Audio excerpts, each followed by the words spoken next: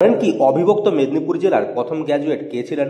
এখনো রয়েছে তার বসবাসকারী সেই ভাঙাচোরা বাড়িটি, যার ইটগুলোই আজ স্মৃতির একমাত্র সম্বল।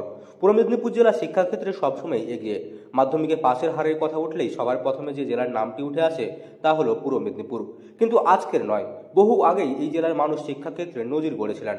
কারণ অবিভক্ত মেদিনীপুর জেলার প্রথম গ্র্যাজুয়েটও এই জেলারই সন্তান। তার নাম মধুসূদন রায়, যিনি অধুনা পূর্ব মেদিনীপুর জেলার পটাশপুর 2 ব্লকের বাল্যগোবিন্দপুর গ্রামের বাসিন্দা ছিলেন। অখণ্ড মেদিনীপুর জেলার প্রথম গ্র্যাজুয়েট, অধুনা পূর্ব মেদিনীপুর জেলার পটাশপুর থানার বাল্যগোবিন্দপুর গ্রামের মানুষ শ্রী মধুসূদন রায়। এ তথ্য আমরা মেদিনীপুর চরিতাভিধান গ্রন্থে, যার রচয়িতা মন্মথনাথ দাস,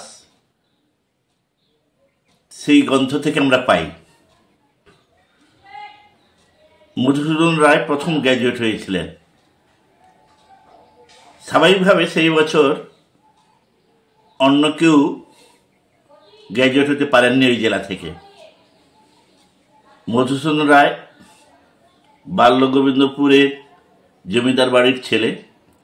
আঞ্চলিক ইতিহাস গবেষক মন্মথ দাস তার মেদিনীপুর চরিতাভিধান গ্রন্থে উল্লেখ করেছেন, অবিভক্ত মেদিনীপুর জেলায় প্রথম গ্র্যাজুয়েট হলেন মধুসূদন রায়।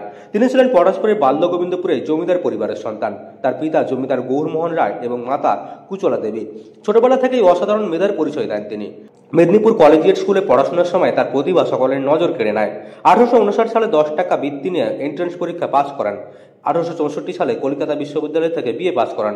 সে বছর অবিভক্ত মেদিনীপুর জেলা থেকে আর কেউ গ্র্যাজুয়েট ডিগ্রি অর্জন করতে পারেননি।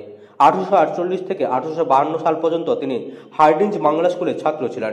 1851 সালে বিদ্যালয় পরিদর্শকের নির্দেশে 10 মিনিটে লেখা তার প্রবন্ধ কুসংসর্গের ফল এতটাই প্রশংসিত হয় যে পরবর্তী বছর সমাচার দর্পণ পত্রিকায় প্রকাশিত হয়।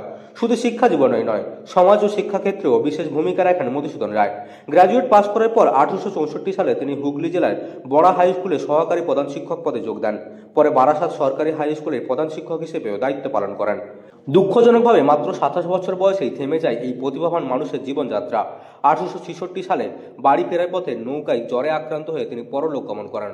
আজও পটাশপুরের বাল্যগোবিন্দপুর গ্রামে রয়েছে তার স্মৃতিচিহ্ন, ভাঙাচোরা সেই বাড়িটি, যার শুধু ইটের দেওয়ালগুলো কোনো রকমে দাঁড়িয়ে আছে। সময়ের ভারে জীর্ণ সেই মাটির বাড়িটি আজও যেন জানিয়ে দেয় এক মহামানবের গল্প, যিনি ছিলেন অবিভক্ত মেদিনীপুর জেলায় প্রথম গ্র্যাজুয়েট এবং শিক্ষা আন্দোলনের অগ্রদূত। পূর্ব মেদিনীপুরের পটাশপুর থেকে মদন মাইতি রিপোর্ট, লোকাল 18 বাংলা।